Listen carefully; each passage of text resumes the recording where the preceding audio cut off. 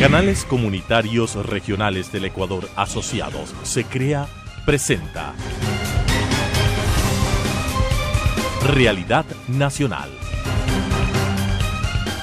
Amigos, qué gusto estar con ustedes como todas las semanas en los canales comunitarios y regionales del Ecuador Asociados en SECREA, que a través de todos los canales socios de este gremio difundimos este espacio que nos permite conocer la actualidad nacional en el ámbito político especialmente, que nos interesa como medios de comunicación difundir en esta temporada preelectoral. En esta ocasión nos acompaña César Montúfar, quien es candidato a alcalde por la ciudad de Quito por el Partido Concertación, ha sido asambleísta por Pichincha y adicionalmente ha tenido una muy importante presencia en varios momentos políticos de la última década, básicamente generando denuncias y enfrentando de manera decidida procesos que a Ecuador entero le ha beneficiado. Mi estimado César, qué gusto que nos acompañes en SECREA. Roberto, un gusto estar contigo, un saludo a todos los amigos y amigas que nos escuchan y que nos ven por la televisión. Gracias. Iniciamos por lo que decía yo en la presentación. ¿Cuál es tu criterio como político, como una persona profesional de estudio sobre la última década, la década previa al actual régimen democrático? Bueno, yo creo que el Ecuador vivió durante 10 años y creo que todavía no terminamos de salir de esta situación. Un momento, diría, inédito en la historia ecuatoriana, en la que se institucionalizó, a mi modo de ver, y estoy trabajando ya en el campo académico, como tú lo acabas de decir también, yo soy profesor universitario e investigador. Se consolidó, decía, una estructura de delincuencia organizada tomada la cúpula del Estado ecuatoriano a nivel nacional, y de allí, digamos, como en cascada, institucionalizó la corrupción en todos los órdenes de la vida social.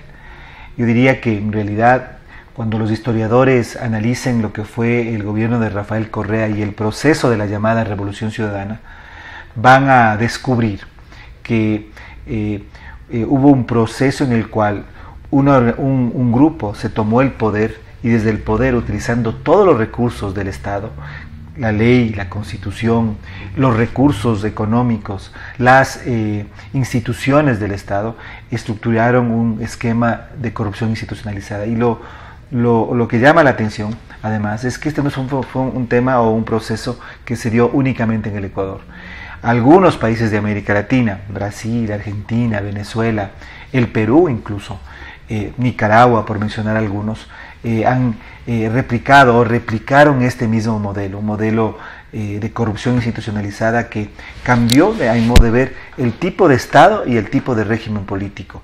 Así que ese es el balance que yo puedo hacer de lo que ocurrió, y justamente va a salir un libro mío en las próximas semanas en que desarrollo esta tesis y digamos, muestro lo que fue en el caso del Ecuador la llamada década de la Revolución Ciudadana. Qué interesante, porque efectivamente acabas de mencionar los historiadores y su análisis, y realmente más que análisis o adicionalmente al análisis viene el estudio y la profundización de toda la investigación que debe desarrollarse en beneficio de las próximas generaciones y que se descubra realmente de manera sociológica, no solo económica, lo que realmente sucedió. Ahora, frente a tu criterio, ¿qué decir entonces del actual gobierno? ¿Ha llenado las expectativas?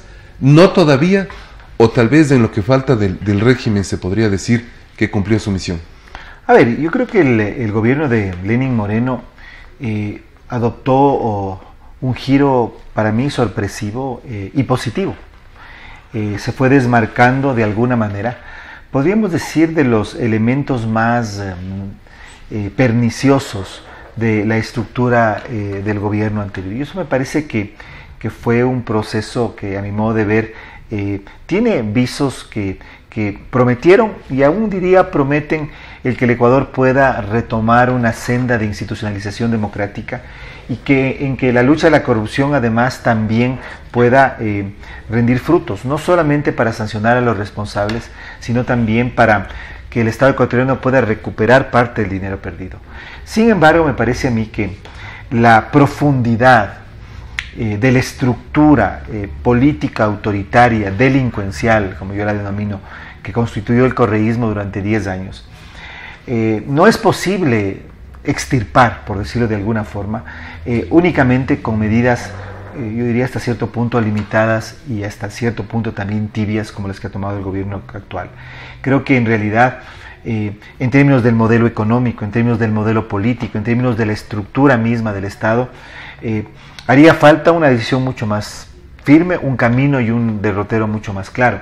Yo no sé si desde el actual gobierno, si el actual presidente tiene en su perspectiva una visión de esa naturaleza. A mí me parece que más bien ellos pensaron, y el propio presidente pensó, que con algunos cambios, que reemplazando a algunos funcionarios, que reestructurando algunas instituciones, el correísmo, que fue un modelo que se implantó en el Estado, iba a desaparecer. Y más bien me parece a mí que eso no va a ocurrir, y creo que en las próximas elecciones seccionales, que son las siguientes luego de que Rafael Correa abandonó el poder, de una u otra manera, más allá, o más bien paralelamente a lo que van a ser los procesos, los debates, las discusiones sobre los problemas y las candidaturas y las elecciones seccionales y las problemáticas locales, paralelamente también va a haber una corriente o una tendencia hacia definir si es que realmente el correísmo es parte del pasado o si más bien la estructura política que creó de una u otra manera logra sobrevivir e incluso logra tomar algunos espacios de poder a nivel local. Yo creo que, como ocurrió en el Perú, mira, en el Perú el fujimorismo, luego de 20 años de haber salido Fujimori del poder, en las últimas 2 décadas siguió teniendo una fuerza electoral importante. El fujimorismo sin duda fue la principal fuerza política, y para vencerlo en cada una de las elecciones subsiguientes se tuvieron que unir todas las fuerzas en contra del candidato puesto por Fujimori. En muchos casos, en muchos departamentos en el Perú, no importaba quién fuera el candidato, lo importante era que era el candidato de Fujimori. Creo que de una u otra manera eso también yo avisoraría va a ocurrir en el Ecuador, porque el correísmo, como te digo, fue un proceso de profundidad en términos de cooptar y de captar e implantarse en el Estado. Hace no mucho tiempo tuve la posibilidad de estar en una reunión de medios de comunicación de dirigentes gremiales de Buenos Aires y conversaba con Marcel Granier, dueño de RCTV de Venezuela, un medio de comunicación que el señor Chávez lo incautó. Y él me decía que Ecuador efectivamente no llegaba a la tercera fase, que solamente habíamos llegado a la segunda fase. Cuando me explicaba este análisis del señor Granier, él decía que la tercera fase es que todos los medios de comunicación generen unidad en beneficio de la defensa de la libertad de expresión y las frecuencias. Y claro, de alguna manera se ha logrado unidad y eso ha permitido que de manera democrática ahora los medios de comunicación, hablando específicamente de eso, podamos trabajar en unidad. El ejemplo que tú pones del Perú, también la unidad de los partidos políticos, las agrupaciones políticas, y esperemos que esa unidad siga abriendo puertas para la democracia ecuatoriana. Yendo al tema específico de tu postulación a la alcaldía de Quito, mi estimado César, ¿qué te motivó a participar por la alcaldía de Quito? Bueno, precisamente lo que hace un momento mencionaba. Creo que el Ecuador se encuentra en un momento crucial, y Quito en particular se encuentra en un momento crucial. Si uno analiza, regresando a tu pregunta anterior, analiza lo que le ocurrió al Ecuador desde el 2007 hasta, yo diría, en gran parte la actualidad, en gran medida tiene que ver con que Quito, la capital del Ecuador, se puso neutro, por decirlo de alguna manera. Quito, como toda capital, debe ser el centro de gravedad de la política nacional, tiene que ser el referente, tiene que ser la guía de la política nacional. Ese es el papel que las distintas municipalidades y los distintos alcaldes de Quito han desempeñado, además de las tareas, por supuesto, administrativas y de orden también político que implica el gobierno de la ciudad. Pero durante la época del correísmo, comenzando por el exalcalde Moncayo, que fue quien abrió las puertas a que la implantación y a la consolidación hegemónica del régimen de Rafael Correa, no se diga Barrera, y lo mismo con el actual alcalde Rodas, la ciudad perdió su condición de capitalidad. Creo que el recuperar aquello, cuando digo esto no estoy diciendo que el alcalde de Quito y que el consejo municipal que la ciudad tiene que estar en contra, tiene que ser oposición al gobierno, sino que ser autónoma, ser una ciudad independiente y que asuma su función de ser el centro de gravedad de la política del país. Esa es una de las razones que me motivaron a participar como candidato a la alcaldía de Quito. En segundo lugar, el tema que también conversábamos en tu interrogante anterior y que tiene que ver con la corrupción. La corrupción en la última década se institucionalizó en el Ecuador, y eso no únicamente tiene que ver con, o tuvo que ver con el gobierno central, también con los gobiernos seccionales. Así es. La crisis que vive Quito en términos de servicios, en todos los órdenes, basura, movilidad, ambiente, seguridad, por mencionar algunos, tiene que ver con que el municipio de Quito se encuentra secuestrado por mafias políticas.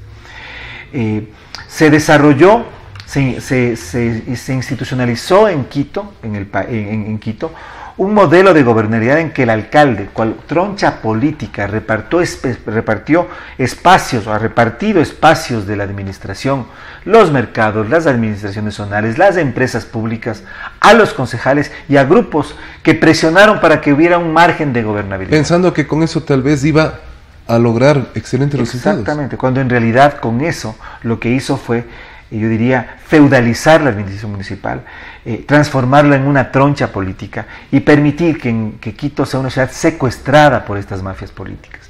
Esto tiene que terminar, porque es el origen de los problemas de la ciudad.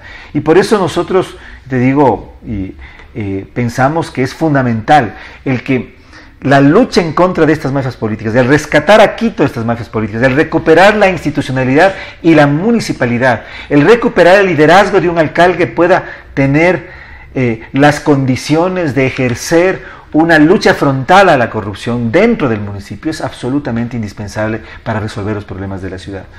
De lo contrario, Quito se va a ver condenada a una decadencia sin retorno. En el sentido de que no solo pierde su capitalidad, sino que pierde la capacidad institucional de resolver los problemas de los quiteños.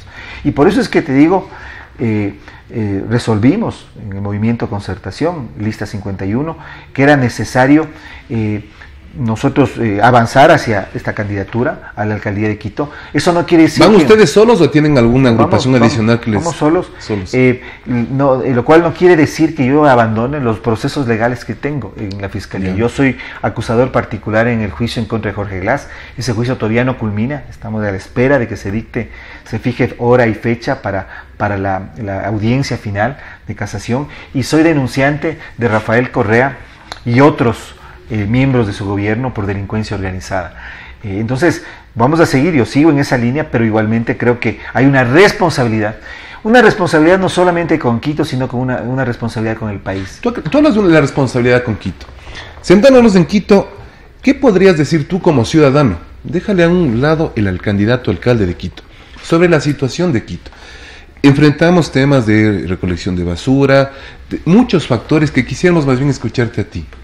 Bueno, a ver, Quito vive una crisis multidimensional, es decir, no es una sola cosa, no es únicamente que hemos retornado a recoger la basura como se hacía hace 30 años en volqueta y con trabajadores que no tienen ningún tipo de protección.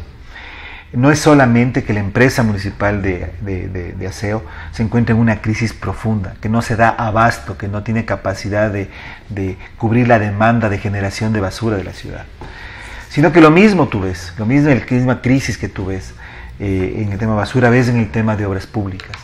Tenemos en Quito están represadas, hay una demanda enorme de obras porque igualmente impuesto por el gobierno, mira solamente es verdad que regrese. La obra del metro, que ya está y tenemos que partir de ella, fue una obra impuesta por el gobierno nacional, fue impuesta por Correa a Barrera y después a Rodas.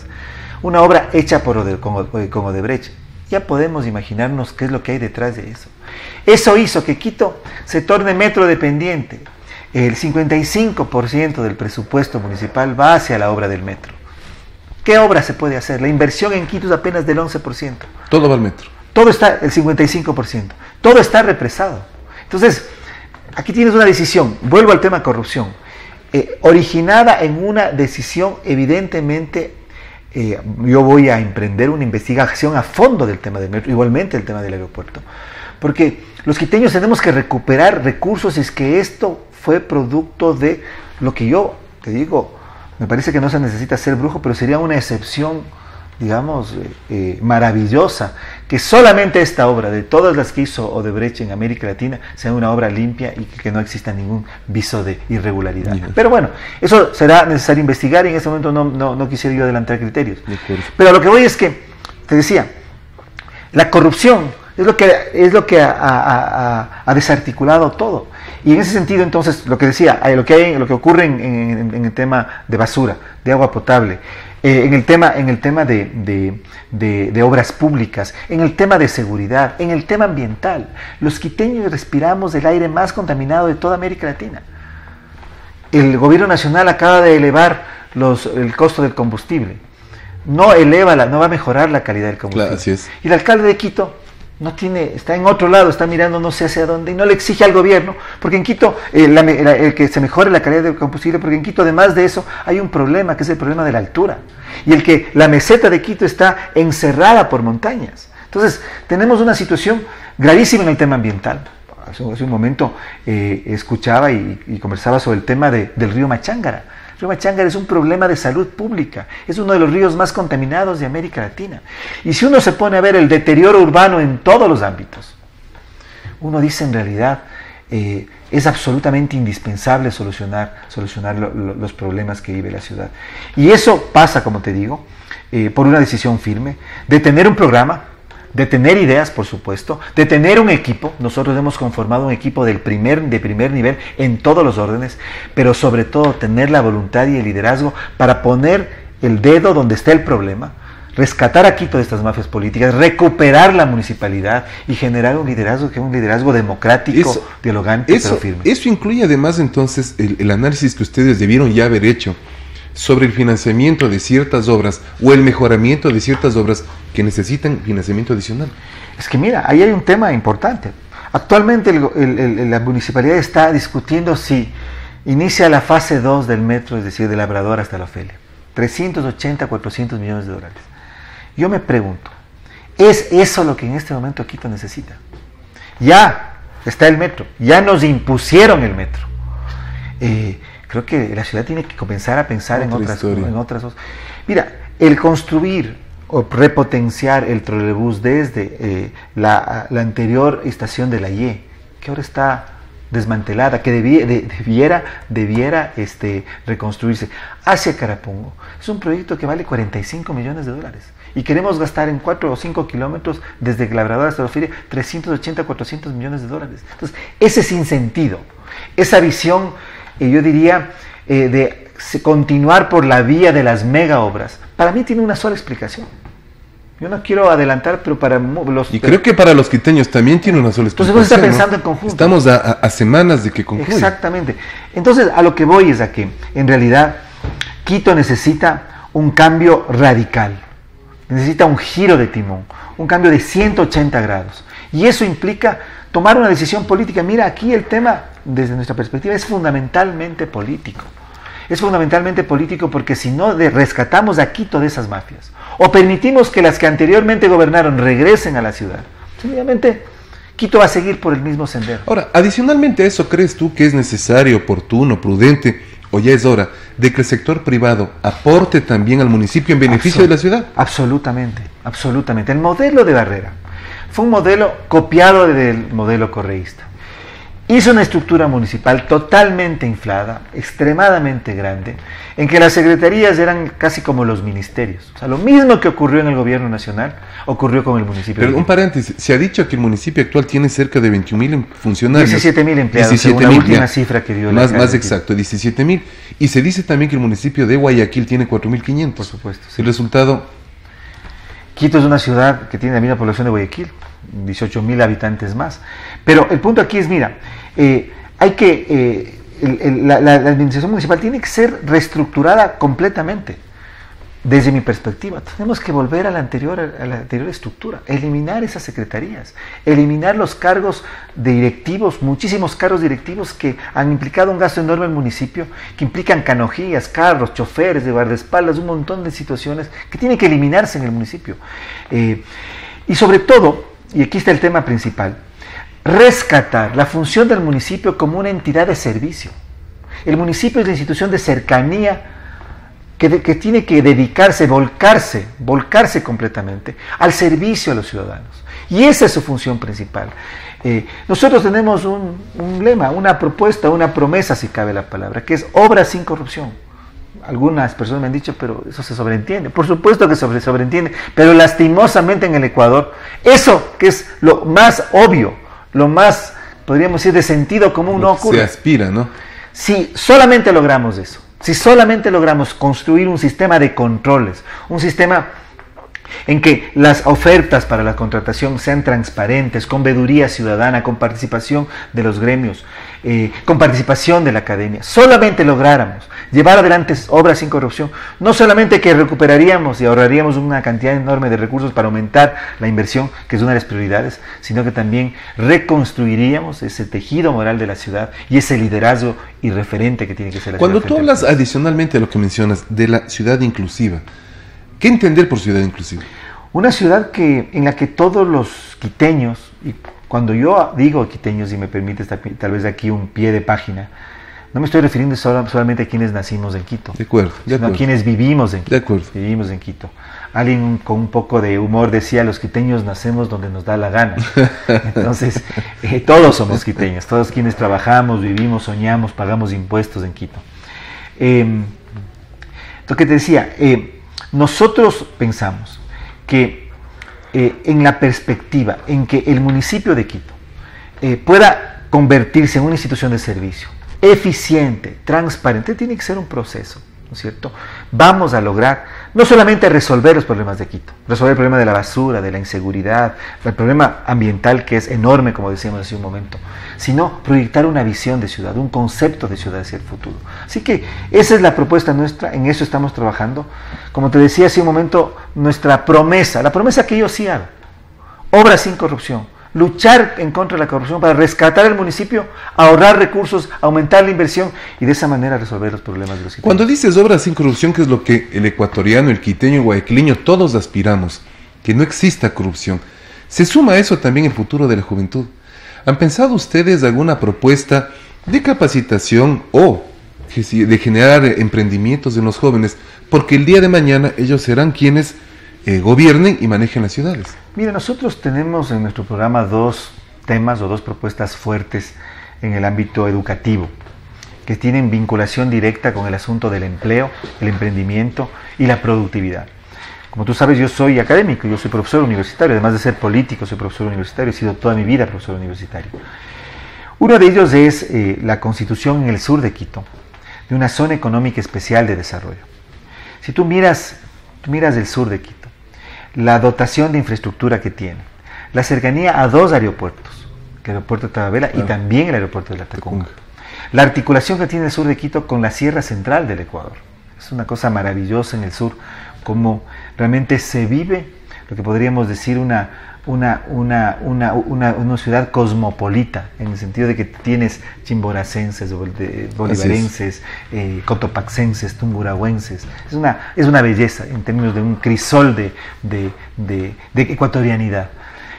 Pero eso tiene que ser potenciado. Entonces nosotros planteamos una zona especial de desarrollo económico, pero que esté articulada por el desarrollo, por la investigación, por la capacitación, por la profesionalización que debería brindar una universidad pública. La fundación de universidades no es una competencia municipal, es un tema que es competencia del gobierno nacional y además tiene que ser aprobada mediante ley de la Asamblea Nacional. Pero nosotros queremos promover con mucha fuerza, con mucho liderazgo, el que se constituya una universidad pública en el sur de Quito, articulada a una zona especial de desarrollo económico. Una zona especial de desarrollo económico enfocada en las micro, pequeñas y medianas empresas. Entonces, de esa manera, reconstituir un tejido no solamente social, demográfico, político, sino también económico, articulado a la Sierra Central de nuestro país. Y en segundo lugar, mira, si tú haces un análisis del perfil económico de Quito, tú te percatas de algo que es realmente muy interesante. Quito es una ciudad de una inmensa diversidad productiva, pero hay algo que le caracteriza. Y es que en Quito están la mayor cantidad de universidades, no al sur, en el sur solamente una extensión de la Universidad Salesiana. En el norte y en los valles, públicas y privadas, la mayor cantidad de centros de investigación, el mayor número de profesionales en el país, también empresas. Entonces hay que articular estas dos fortalezas. Redistribuir, plantearía. Y no, articularlas, generar una sinergia. Lo que en muchas ciudades está ocurriendo es la creación de los llamados distritos de innovación, debería constituirse en Quito, esa es una de las propuestas que nosotros hacemos, un distrito de innovación que articula a la universidad, a los centros de investigación, a los profesionales con la empresa. Interesante propuesta que todos debemos escuchar y obviamente valorar en el sentido de la posibilidad de fortalecer el emprendimiento, el estudio en la juventud del día de mañana y temas adicionales que César nos ha comentado en esta ocasión.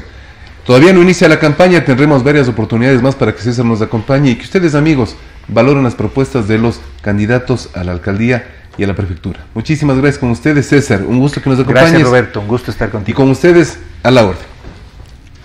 Transmitida por Unción, Nordvisión, Color TV, Oca TV, Canela TV, TV+, UCSG Televisión, Costranera, ABC TV, TV Norte, V Televisión, TV Agro, Manavisión, TV Manavita, Saracay TV, Teleandina, RTU, Asomavisión, Telesucesos, Unimax, Ecovisión, Lidervisión, TVS, Ecuavisión, Telegalápagos, Telemar, Televisión Católica, Los Encuentros. Canales Comunitarios Regionales del Ecuador Asociados, SECREA, presentó Realidad Nacional.